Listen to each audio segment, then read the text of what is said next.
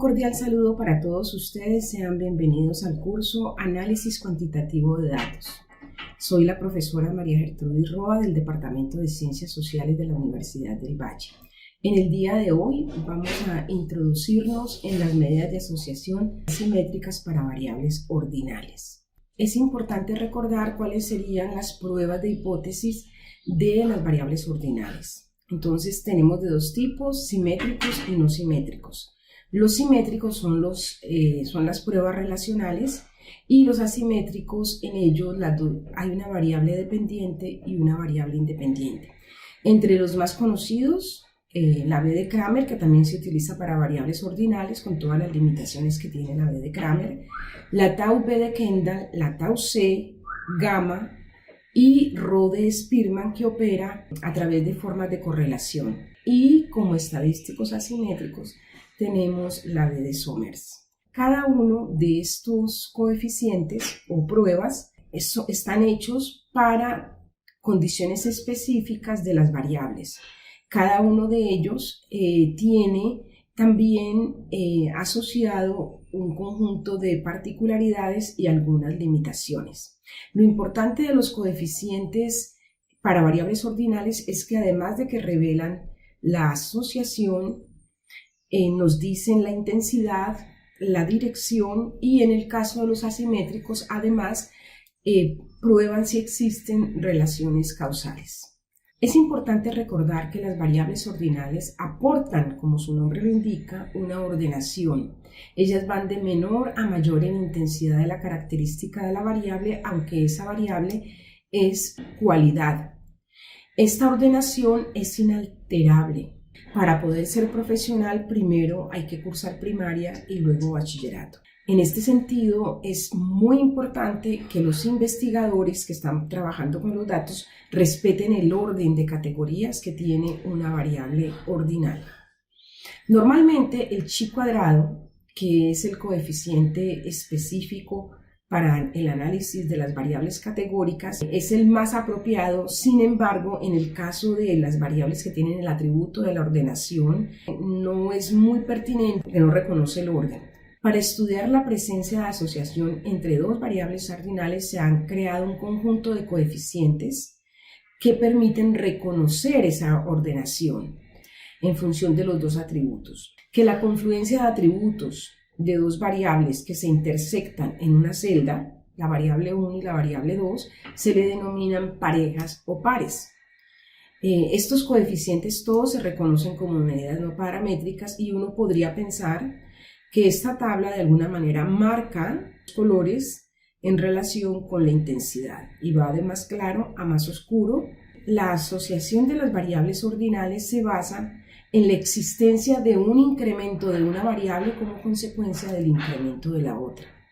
Estos coeficientes van de -1 a 1 y al tener el signo negativo o el signo positivo muestran esa dirección. La concentración de casos en un extremo de la variable ordinal A se constata en el otro extremo de la variable ordinal B para revelar si hay una asociación directa o si hay una asociación indirecta.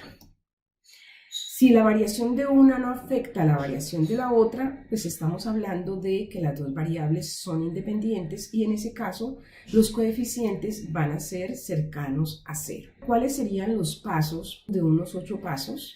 Que es calcular el número de parejas posibles, calcular las parejas concordantes, 3, calcular las parejas discordantes, calcular las parejas empatadas de la variable X, las parejas empatadas de la variable Y, calcular las parejas empatadas de ambas variables en intersección. Hay que calcular la fórmula del coeficiente que hayamos elegido y vamos a interpretar. Empecemos primero por calcular el número de parejas posibles. Aquí tenemos una tabla de contingencia donde hemos puesto a la X como siempre en las columnas y la Y en las filas. Hemos numerado la primera casilla, que es la intersección de X, Y, A, B, C, D, hasta ahí, porque esta es una tabla cuadrada de 3×3 con 9 casillas. Como los coeficientes funcionan por pares, es necesario registrar el comportamiento de los valores de cada variable considerados por pares. es necesario identificar el total de parejas de valores que es posible encontrar en una tabla sin repeticiones, siendo n el total de casos. Estos se calculan de acuerdo con la siguiente ecuación. Entonces, se representan por la letra T, que es el total de parejas posibles, y en este caso es la fórmula de n multiplicado por la resta de n-1, dividido sobre 2. Si decimos que tenemos una población de 4 casos, pues al sustituir los valores, las parejas posibles serían 6. La pareja de A con B, A con B, A con C, y así sucesivamente. Entonces solo puede haber 6 parejas. Parejas en los cuales difiere al menos uno de sus elementos. Los demás ya serían pues repetidos. Las parejas a su vez pueden ser de 3 tipos: concordantes, discordantes y lo que se le llama empatadas. Vamos a mirar entonces qué significan las parejas concordantes. Cuando existe una asociación entre las variables de categoría de respuestas, estos se encuentran ordenados en sentido idéntico de cada variable.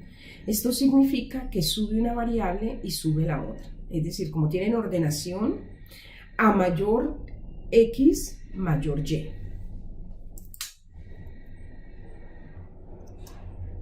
Observemos entonces.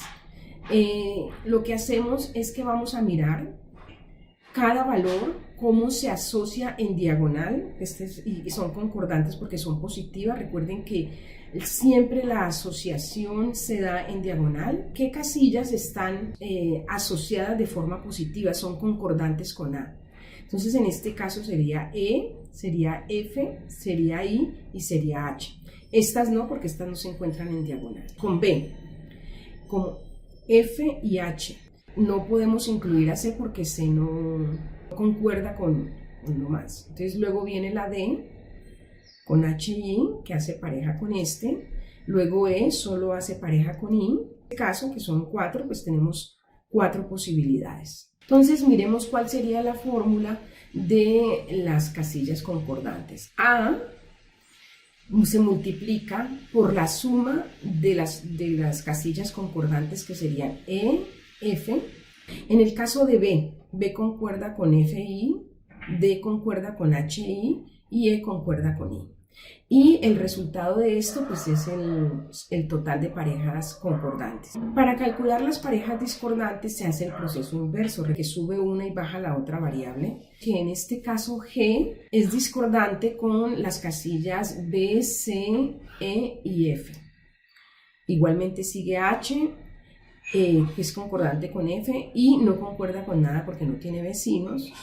D concuerda con B y con C, y E concuerda solo con C. Y la fórmula es exactamente igual. Se multiplica la casilla que concuerda con el resto. Observen ustedes, G es igual a B, C, E y F. Y esto al final nos da de los valores discordantes. Ahora vamos a mirar cuáles serían las parejas empatadas de la variable X.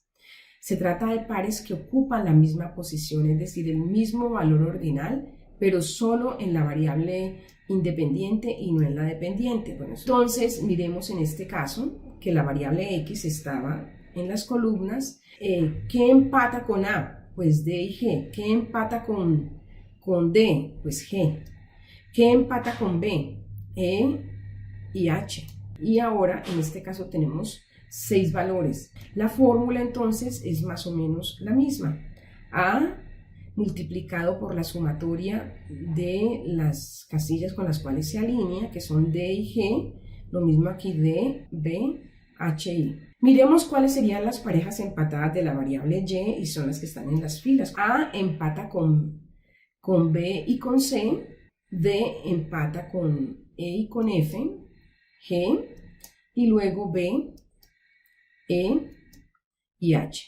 Por supuesto, ninguna de las casillas que están en la columna 3 empatan con nada, porque no hay datos. El cálculo es exactamente igual a multiplicado por la suma de están asociadas B y C, que están empatadas, y así sucesivamente. Ahora vamos a calcular las parejas empatadas para la intersección. Se calcula con la siguiente ecuación. Entonces T XY por la sumatoria de F, que es la frecuencia de cada celda menos 1 dividido por 2. Una vez que desarrollamos estos cómputos, se está en condiciones de aplicar los coeficientes para determinar el grado de asociación entre variables ordinales. En todos los coeficientes se verá que el numerador siempre es valores concordantes menos valores discordantes. La diferencia entre los pares concordantes y los discordantes. Esta diferencia es la que va a dar el signo al coeficiente. Miremos un ejemplo de asociación entre variables. Tenemos el siguiente ejemplo. El sindicato de una empresa con 221 trabajadores quiere saber si la empresa tiene una adecuada política de salarios que reconoce la importancia de la formación educativa de los trabajadores. Para ello, clasifica a todos los trabajadores en función de su salario y su nivel educativo.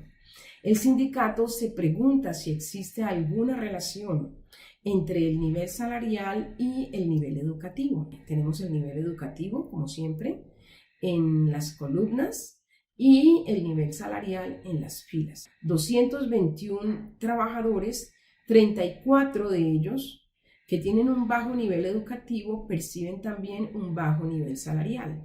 Pero también podríamos encontrar que tenemos 12 trabajadores con nivel educativo bajo, pero que están en un nivel salarial alto, ¿sí? Esto sucede mucho en las empresas, sobre todo en las empresas grandes donde la gente puede hacer carrera y luego la antigüedad y la capacidad de desempeño son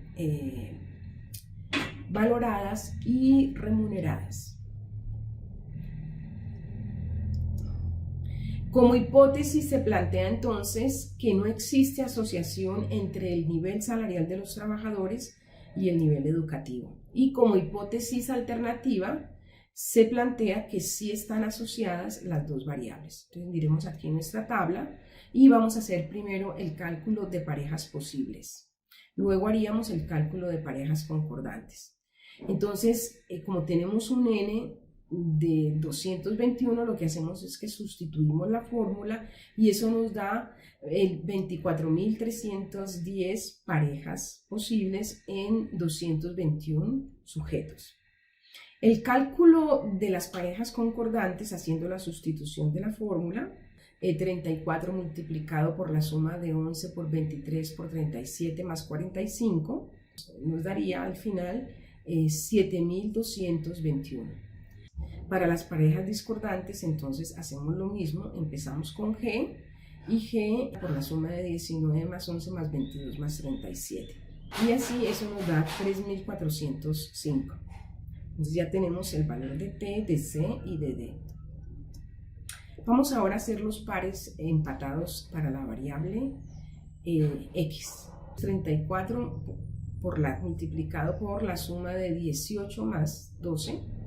Aquí está, ustedes miran, y así sucesivamente. Recuerden, eso nos da al final parejas empatadas de X, 5.604. Y lo mismo para las parejas de Y. Ahora vamos a ver el cálculo de las parejas empatadas entre la intersección de X y Y ya teníamos entonces la fórmula de en las 9 casillas, ¿cierto? Que tiene 34, 19, 22, entonces lo que hacemos es que se reproduce, sustituimos las fórmulas, entonces miremos esta de aquí que es 34 multiplicado por 31 menos 1 sobre 2 y obtenemos 561 y luego entonces hacemos la sumatoria. Con esto ya están listos los datos que necesitamos para generar los coeficientes tau A, tau B, tau C, gamma y otros.